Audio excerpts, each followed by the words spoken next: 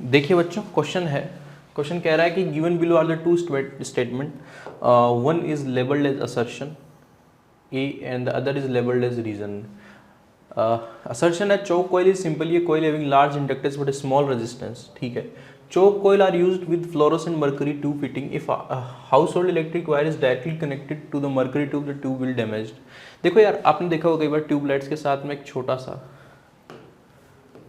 ऐसे ट्यूबलाइट के, आजकल तो नहीं आता क्योंकि एलईडीज लाइट आ गई, बट ट्यूबलाइट जो आती थी उसके साथ में इसकी पट्टी के ऊपर एक इतना सा एक बॉक्स सा लगा होता था, हम उसको चौक कहते थे. ठीक है.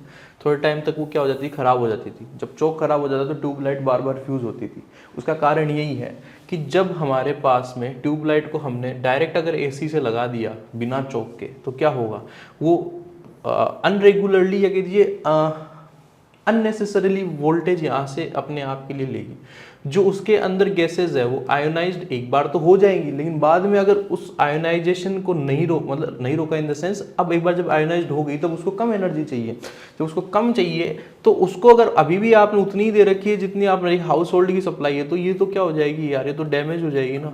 तो उसके लिए फिर हमने यहाँ पर क्या लगाया, एक हाई इंडक्टेंस लो रेजिस्टेंस का इंडक्टर लगाया, और जिसको हमने क्या बोल दिया, चोक कॉइल. अगर ये नहीं लगाओगे तो ट्यूबलाइट बर्बाद हो जाएगी. अच्छा, ऐसा क्यों होता है, उसने क्या किया, by using the choke coil the voltage of the tube is reduced by a factor of R by under the root R square plus omega square L square. ये तो यार एक सिंपल कैलकुलेशन से सिद्ध किया जा सकता है कि अगर हमने एक चोक कॉइल लगाई है, मान लेते हैं ये हमारी ट्यूब है और यहाँ पर हमने ऐसी सप्लाई दी है, तो आप निकाल सकते हो कि यहाँ पर जो वोल्टेज जो पहले था उससे कितना रिड्यूस्ड हो गया, तो आपको सेम टर्म मिल जाएगी. तो हाँ, ऐसा इसलिए ही हुआ क्योंकि यहाँ पर वोल्टेज जो है वो कम मिला, इससे ये इसकी जान बच गई. और यहाँ पर ये जो ट्यूबलाइट है ये डैमेज नहीं हुई चौक को लगाने से.